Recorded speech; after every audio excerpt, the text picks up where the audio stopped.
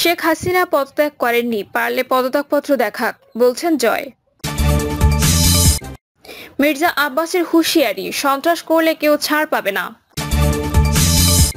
মাওলানা সাঈদীর মৃত্যুবার্ষিকী কাল, জামায়াতের বিবৃতি। বিএনপি ক্ষমতায় এসে ভারতের সঙ্গে হওয়া সব অবৈধ চুক্তি বাতিল করে দেবে, বললেন হাফিজ। এবং সর্বশেষ জানাবো রাষ্ট্রীয় ক্ষমতার চরম অপব্যবহার, সবসময় অধরা শেয়ার বাজার, ব্যাংক খাতের মাফিয়া সালমান। শুনছিলেন সংবাদ শিরোনাম, এবারে বিস্তারিত। শেখ হাসিনা পদত্যাগ করেননি, পারলে পদত্যাগপত্র দেখাক, বলছেন জয়। ভারতে অবস্থানরত আওয়ামী লীগ সভাপতি শেখ হাসিনা প্রধানমন্ত্রীর পদ থেকে পদত্যাগ করেননি বলে দাবি করেছেন তার পুত্র সচিব অজেদ জয়। যারা বলছেন শেখ হাসিনা পদত্যাগ করেছেন, তাদের ওই পদত্যাগপত্র প্রকাশের আহ্বান জানিয়েছেন জয়। যুক্তরাষ্ট্রে অবস্থানরত জয় গত রবিবার টেলিফোনে দেওয়া এক সাক্ষাৎকারে শেখ হাসিনার পদত্যাগ, বর্তমান পরিস্থিতিতে নেতাকর্মীদের করণীয়, দেশ জুড়ে ধ্বংসযজ্ঞ, জাতীয় প্রেস ক্লাব থেকে সাংবাদিকদের বহিষ্কারের দাবি ইত্যাদি বিষয়ে কথা বলেছেন।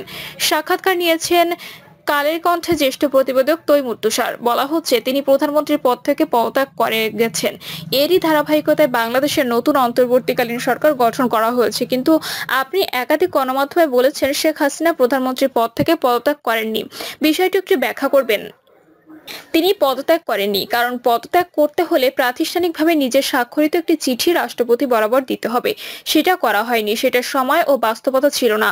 আর জাতির সামনে ভাষণ দিয়েও প্রধানমন্ত্রী পদত্যাগের কথা জানাতে পারতেন, সেটাও কিন্তু হয়নি। পদত্যাগের আর কোনো গ্রহণযোগ্য পথ আছে কি? যারা বলছেন প্রধানমন্ত্রী পদত্যাগ করেছেন, তাদের বলুন প্রধানমন্ত্রী স্বাক্ষর করা পদত্যাগপত্র দেখাক।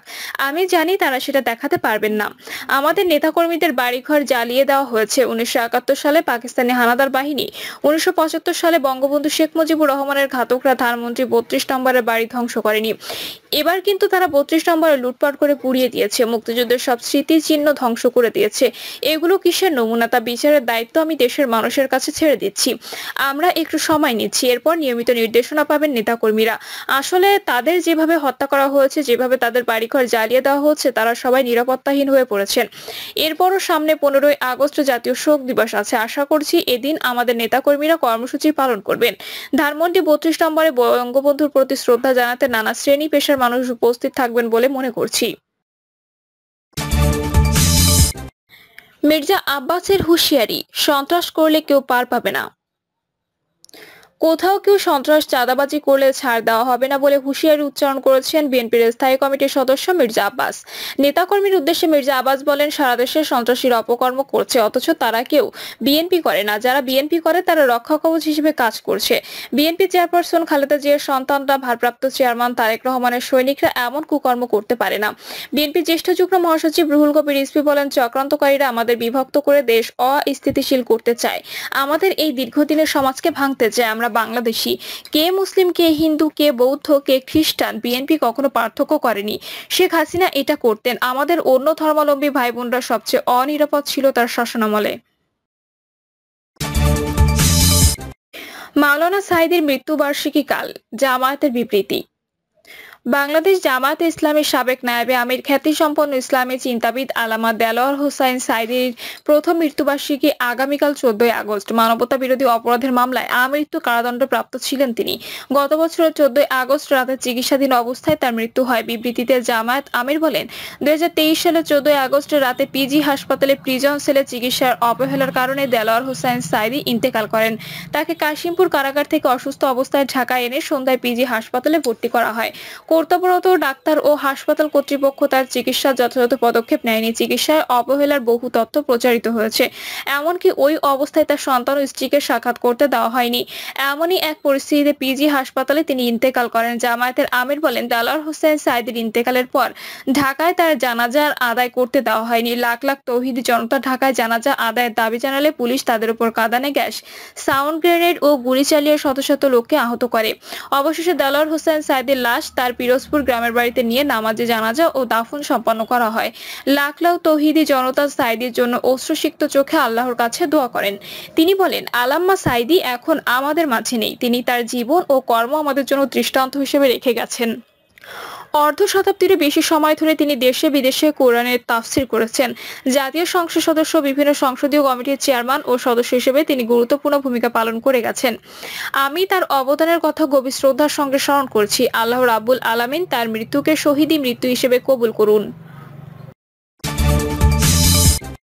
বিএনপি ক্ষমতায় এসে ভারতের সঙ্গে হওয়া সব অবৈধ চুক্তি বাতিল করে দেবে বললেন হাফিজ। বিএনপির vice chairman major Hafiz Uddin Ahmed বলেছেন, বাংলাদেশের সঙ্গে ভারতের যতগুলো অবৈধ চুক্তি রয়েছে বিএনপি ক্ষমতায় এসে সব বাতিল করে দেবে। বাংলাদেশকে কখনো দাস করা যাবে না। বাংলাদেশের মাটি কাউকে ব্যবহার করতে দেওয়া হবে না। মেজর হাফিজ ভারতকে উদ্দেশ্য করে বলেন, বাংলাদেশের ৫৫টি নদী ওরা বন্ধ করে দিয়েছে। উত্তরবঙ্গ শুকিয়ে মরুভূমি হচ্ছে। সব অন্যায়ের বিচার হবে। তিনি বলেন, শেখ হাসিনার বিরুদ্ধে ছাত্ররা খালি হাতে পুলিশের গুলি আর ওপর থেকে হেলিকপ্টার থেকে নিক্ষিপ্ত গ্রেনেডের বিরুদ্ধে যুদ্ধ করে মুক্তি ছিনিয়ে এনেছে। ৭১ সনে আমরা যুদ্ধ করেছি অস্ত্র হাতে। তিনি ছাত্রদের অভিনন্দন জানান। তিনি বলেন, আওয়ামী লীগ দেশের হাজার হাজার কোটি টাকা লুট করে বেগম পাড়া সহ বিভিন্ন দেশের সম্পদ করেছে। বিএনপি ক্ষমতায় আসার আগেই এগুলোর বিচার হবে। রাষ্ট্রীয় ক্ষমতার চরম অপব্যবহার, সবসময় অধরা শেয়ারবাজার ব্যাংক খাতের মাফিয়া সালমান। শেয়ারবাজার ও ব্যাংক খাতের কেলেঙ্কারি এবং কারসাজির কথা বললেই যে নামটি সবার মনের পর্দায় ভেসে ওঠে, তিনি সালমান এফ রহমান। ১৯৯৩ সাল থেকে ৩১ বছরের শেয়ারবাজারে এমন কোনো কেলেঙ্কারি নেই যেখানে সালমান এফ রহমানের সম্পৃক্ততা মেলেনি। কারসাজির নিত্য নতুন পদ্ধতি আবিষ্কার করেন তিনি, কিন্তু রাষ্ট্রীয় ক্ষমতার চরম অপব্যবহার করে সবসময় থেকেছেন ধরাছোঁয়ার বাইরে। এর মধ্যে ২০০৬ সালে সৌদি যুবরাজ নামে ভুয়া এক ব্যক্তি সাজিয়ে রূপালী ব্যাংক কেনার নাটক সাজান। এই প্রক্রিয়ায় রূপালী ব্যাংকের শেয়ার থেকে ৯০০ কোটি টাকা হাতিয়ে নেন। গত ৩ বছরে শেয়ারবাজার থেকে দৃশ্যমান ৬,৬০০ কোটি টাকা নিয়েছেন তিনি। এর মধ্যে বেক্সিমকো সুকুক বন্ড ৩,০০০ কোটি, আইএফআইসি আমার বন্ড ১,০০০ কোটি এবং বেক্সিমকো জিরো কুপন বন্ড থেকে ২,৬০০ কোটি টাকা নিয়েছেন। তবে অদৃশ্য ও বেনামি মিলিয়ে ৩ বছরে এই অঙ্ক ২০,০০০ কোটি টাকা ছাড়িয়ে যাবে। ১৯৯৬ সালে শাইনপুকুর সিরামিক ও দোহা সিকিউরিটিজের কেলেঙ্কারিতে জড়ান তিনি। ওই সংক্রান্ত মামলায় এখনও তিনি আসামি। মামলাটি উচ্চ আদালতে চলমান। শেয়ারবাজার কারসাজি নিয়ে ২০১১ সালে খন্দকার ইব্রাহিম খালেদের তদন্ত রিপোর্টেও তার নাম আসে।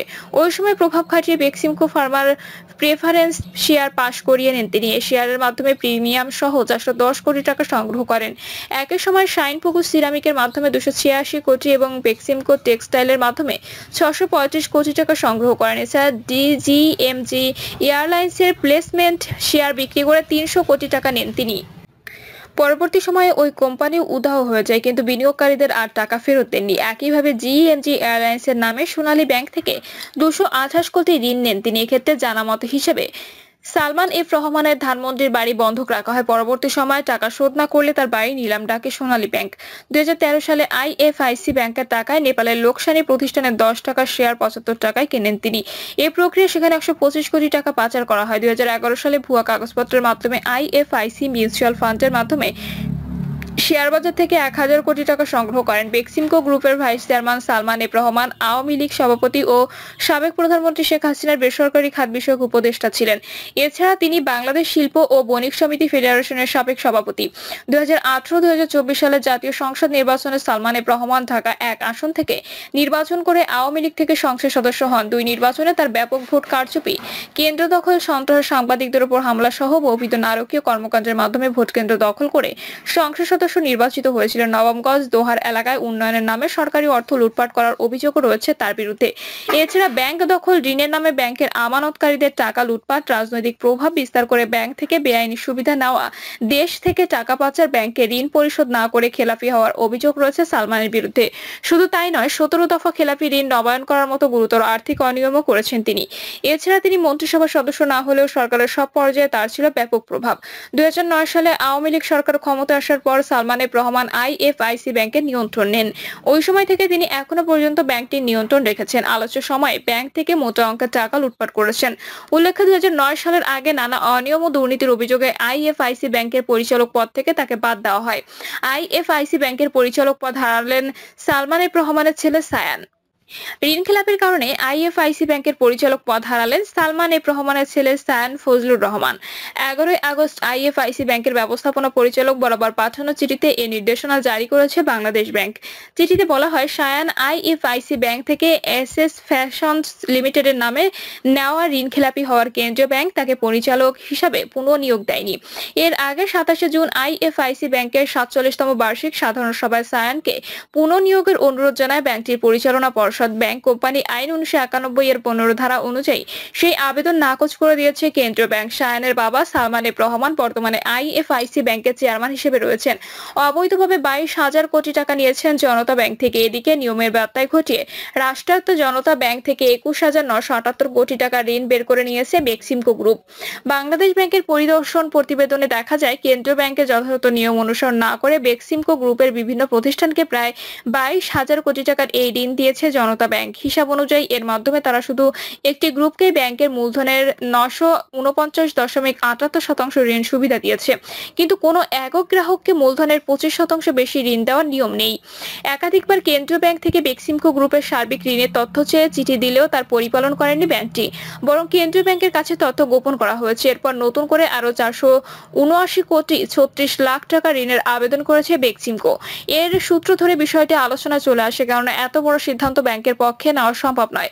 তাই কেন্দ্রীয় ব্যাংকের অনুমতি চেয়ে আবেদন করে জনতা ব্যাংক।